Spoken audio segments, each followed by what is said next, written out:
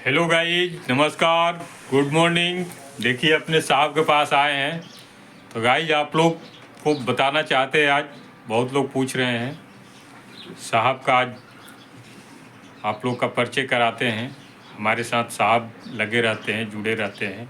तो आप लोग को बता दें कि हमारे संस्था के जो साहब हैं मैकेनिक इंजीनियर हैं। इनका नाम है राजा सर। हमारे संस्था का जो मैकेनिक का जो लड़का आते हैं हमारे यहाँ सीखने के लिए, पढ़ने के लिए, उसका एक गुरुजी हैं, मास्टर साहब हैं, मैकेनिक का इंजीनियर है। देख लीजिए। और ये देखिए, एक हमारे सर इधर भी बैठे हैं। ये देखिए मौर्य सर हैं, देख रहे हैं आप लोग। मोहरी सर, मोहरी सर। तो मोहरी सर से आज जानकारी लेते हैं, राम और कृष्ण का अंतर पूछते हैं इनसे। मोहरी सर हमारे बहुत जानकार आदमी हैं। ये भी हमारे संस्था का टीचर हैं। तो आप लोग समझ गए होंगे। और आइए आज मोहरी सर से जानकारी लेते हैं कि राम और कृष्ण में बड़ा कौन है। सर बताएंगे, सर से ही समझते हैं। देखिए, ये आपसे एक चीज़ पूछ रहे हैं हम कि राम जी और कृष्णा जी दोनों में क्या अंतर है, और दोनों देखो, भगवान जो है ज्ञान लीला और हमारा जो शास्त्र है, विधि विधान, रीति रिवाज, इसका अनंत है। इसका तो कोई इसका रहस्य है, हम लोग साधारण मानव हो गए उसमें जान ही नहीं पाते हैं। हम लोग बेशक रामायण, महाभारत, गीता, वेद, पुराण पढ़ते हैं, लेकिन वो साधारण तरीके से उसका जो गूढ़ रहस्य है, सीक्रेट है, जो उसका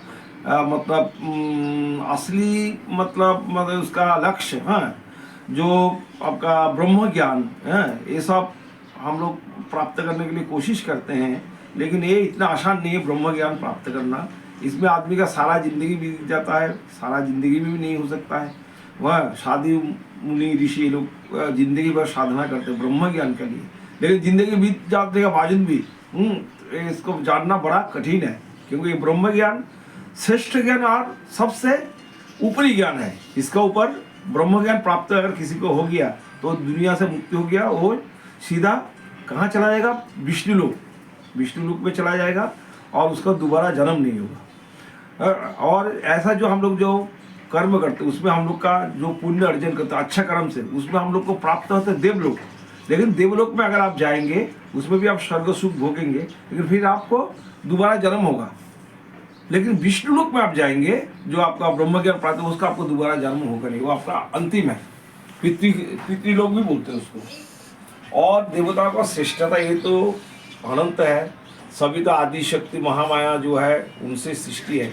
फिर भी हम लोग बोलते हैं तीन देव, त्रिदेव, ब्रह्मा विष्णु महेश। ब्रह्मा सृष्टिकर्ता, विष्णु पालन करता, और अंतिम करता महादेव। तीन देवता का अलग अलग तीन रूप है, लेकिन तीन होने से भी क्या तीनों एक है। इसलिए बोला जाता है गुरुर ब्रह्मा, गुरुर विष्णु, गुरुर देवो महेश्वर। और एक पृथ्वी को करोड़ों साल उससे भी ज़्यादा हो गया, कितना बार उथल पुथल हुआ, इसका हम लोग को कोई जानकारी नहीं है। हम लोग एक अनुमान करते हैं जी ये है वो है, कुछ विधि विधान पढ़ते हैं, कुछ शास्त्र पढ़ते हैं, लेकिन अलग अलग काल में अलग अलग रचना हुआ। तो ऐसे ही समय का साल, जैसा कि भगवान विष्णु का रूप का जो तीन लोग का पालक है, उनका मत्स्य अवतार हुआ, पूर्व अवतार हुआ, उनका वराह अवतार हुआ, फिर हुआ उनका नरसिंह देव। अलग अलग युग का साथ अलग अलग समस्या का समाधान के लिए उनका एक एक रूप निर्णय हुआ। आपका नरसिंह देव का बाद हुआ वामन देव, फिर हुआ परशुराम, फिर हुआ राम श्री कृष्ण, और नवम रूप हो गया अपना भगवान बुद्ध। भगवान बुद्ध का जो रूप है नवम रूप है। और एक रूप और बाकी है जो कल्कि अवतार, उसका अभी अंतिम में कल्कि अवतार रूप लेकर उनका प्रलय आएगा और उनको उद्धार करेंगे। जो पुण्य माने उनको उद्धार करेंगे, पापियों को संहार करेंगे। एक हमारा शास्त्र विधान है। अक्सर हम लोग जो चर्चा करते हैं श्री राम, श्री कृष्ण, सीता माता, राधे कृष्ण, जो भी है हम लोग बोलते हैं है। दोनों का रूप तो एक ही है। एक रूम पे आपने पहला आपने छठवां रूप उनका जो था श्री राम था, तो सातवां रूप जो था उनका श्री कृष्ण था, आठवां रूप। उसका बाद उनका आपका क्या बोलते हैं भगवान बुद्ध का रूप आया। तो ये जो अलग अलग समय से हुआ, ऐसा कि श्री राम भी महान है जो विष्णु का अवतार रूप है, श्री कृष्ण भी भगवान अवतार रूप है। अलग अलग समय काल में युग में उनका आविर्भाव हुआ। उन्होंने अपना एक एक समस्या का समाधान, श्री राम रूप में उनको रावण का संहार करने के लिए हुआ था, और कृष्ण रूप में उन्होंने आपका इसमें आपका उनका जो है मगध का जो ये था, उनका ही मामा था आपका कंस भी एक अत्याचारी राजा था, उनका ही निवारण के लिए हुआ था। लेकिन श्री कृष्ण का और श्री कृष्ण दोनों में अंतर ही है। श्री राम ने भी अपना लीला क्षेत्र में महान है, श्री कृष्ण भी अपना लीला क्षेत्र में महान है, लेकिन श्री कृष्ण का विषय कुछ और है। हम लोग जैसे सीताराम बोलते हैं, राधे कृष्ण बोलते हैं, श्री कृष्ण का विशेषता ही है, उन्होंने जो लीला क्षेत्र अपना दिया, उन्होंने अपना कर्मों का रीत दिखाया, अपना जो महाभारत काल का जो इसमें न्याय का प्रतिष्ठा किया, 5 जो राज्य था उसका पांडवों का जो हक था, सब अंतिम स्वरूप उन्होंने 5 भाई के लिए 5 गांव मांगा। जो भाई ठीक है, ये लोग भी तो राजपुत्र है, इसका भी पूरा राज्य में अधिकार है, तो कम से कम तुम लोग जब नहीं दोगे, सभी ले रहे हो, कम से कम 5 भाई के लिए 5 गांव तो दे दो। वो भी कौरवों ने नहीं माना, दुर्योधन ने नहीं माना, तब महाभारत हुआ। तो महाभारत में जब माया मतलब देखा अपना रिश्तेदारों का तो लड़ाई करने के लिए अर्जुन आया, वो सब देख के उनका अपना आत्मीय बंधु जो रिश्तेदार सबका भी उनका अपना जो श्रद्धा भक्ति प्रेम जगा, ये बड़ा छोटा सब है, आज ये लोग के साथ ये हमको लड़ाई करना पड़ रहा है, जिसके लिए उन्होंने ये सब सोच के अपना धनुर्धर में हम लड़ाई नहीं करेंगे, हमें राजपाट नहीं चाहिए, हम रिश्तेदारों को हत्या नहीं करेंगे, अपना दोस्तों का हत्या नहीं करेंगे, हमें राजपाट नहीं, हम त्याग देते हैं। उन्होंने सब त्याग करके रथ में बैठ गए। तब श्री कृष्ण ने उनको सारा वृत्तांत चरमाया, बोले ये जो तुम लड़ाई कर रहे हो ये न्याय के लिए है, यहाँ पर तुमने एक न्याय का प्रतिष्ठा के लिए तुम आए हो, तुम रिश्तेदार है, तुम्हारा दादाजी नानाजी का ताऊ जी भाई बंधु सभी है, लेकिन वो लोग कुछ जो है अन्याय के पक्ष में है, और तुम जो हो न्याय का पक्ष में कि ये लड़ रहे हो, अपना हक के लिए लड़ रहे हो, लेकिन तुम जो त्याग कर रहे हो, हत्या नहीं कर रहे, लेकिन वो भी तो तुम्हारा साथ अन्याय किया है, तुम्हारा कितना यातना तुम्हें दिया, लाक्षा में किया, तुम लोग को छल कर जुआ में हरा के 13 साल अज्ञातवास और आपका वनवास में दिया, और कई जगह तुमको परेशानी किया है। इतना सहने का बावजूद जब तुमने हक मांगने के दिया, कम से कम 5 भाई के लिए 5 गांव दे दो, वो भी वो लोग नहीं माना, तो तुम्हारा हक छीन रहा है, इसलिए तुम्हें लड़ना है।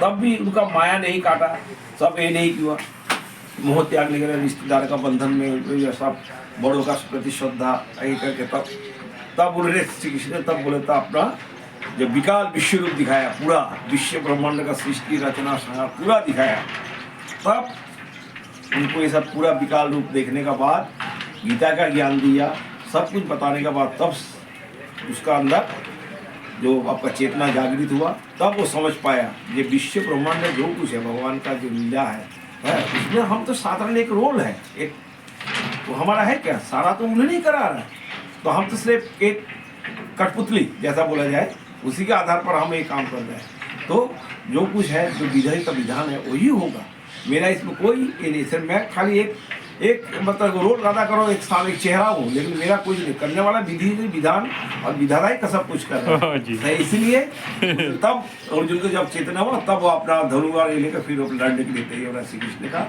ये कहने पर है। बोला तुम नहीं मारने से ये लोग नहीं मरेंगे, ये लोग तो मरा हुआ ही है, और कोई कारण से लोग मरेगा। तुम स्वागत चाहते हो जो हम इसको नहीं मारेंगे, रिश्तेदार है, मेरा भाई है, मेरे बहन है, ठीक है तुम नहीं मारोगे, लेकिन और कोई कारण से इसका मृत्यु वापस आ रही तो होगा ही, क्योंकि उसका मृत्यु निर्णय तय हो चुका है। तो जो घटनाक्रम है उसको तो ये है। तब राम भी वो महान है, श्री कृष्ण भी महान है, लेकिन श्री कृष्ण का विशेषता यही है उन्होंने गीता का ज्ञान दिया, विश्व रूप दिखाया, सारा त्रिलोक का जो कर्म पद्धति उन्हें दिखाया, जो आदमी को अगर हम लोग रामायण महाभारत गीता वेद ये सब पढ़ लेंगे तो और हम लोग का कोई पुस्तक पढ़ने का जरूरत, सारा रीति रिवाज राजनीति से विश्व के घर से सारा कुछ उसमें है।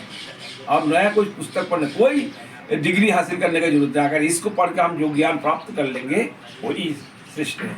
जो विज्ञान आज बोल रहा है, लाखों साल पहले हम लोग का ज्योतिष शास्त्र, हम लोग का शास्त्र में सारा चीज बोल के गया है। नया कुछ नहीं, विज्ञान क्या आविष्कार, वही चीज को दिव्य दृष्टि बोलो। दिव्य दृष्टि क्या था, वही आपका इंटरनेट का माध्यम हो गया। इलेक्ट्रॉनिक सेंसर जो आप कल्पना सकते हैं, 2 ही जान चल रहा है। अभी आदमी भी आपका जो विमान चल रहा है सेंसर रही सही, जो आपका ड्रोन विमान चल रहा है, आप यहाँ तो बैठ के कंट्रोल करो, जैसा चलाना चाहो चल रहे, आप यहाँ स्क्रीन में देख लो। तो ये सब ही है दिव्य दृष्टि का मतलब, आप एक जगह बैठ के भी उसको चल रहे हो, आप उसको देख रहे हो। तो विज्ञान का वही जो पहले आपका द्वैव युग में ईश्वर का जो रीति था वही आपका विज्ञान में आ गया। उसका नाम ही खाली बदल गया। हम लोग उसे ज्योतिष शास्त्र था, ज्योतिष विज्ञान था, अब हो गया ज्ञान विज्ञान साइंस। सब कुछ हमारा शास्त्र में लाखों साल पहले ये सब चीज़ को उल्लेख करके गया। अब है हम लोग उसको नहीं मानते, नहीं पढ़ते, आधुनिक विज्ञान को देखते हैं थोड़ा, तो आप उसमें आदमी का चेतना का अभाव है और उस चीज़ का आदमी का भी समझदारी का कमी है। ये सब भी अपना जो, और हम लोग का जो समाज और समय बहुत कुछ बदल गया है। और सबसे हमारा देश का बड़ा जो चीज़ है जातिवादी, सबसे हम लोग का जो ये चीज़ दिखाया गया है, तो वही हम लोग का पीछे, हम लोग को पीछे है।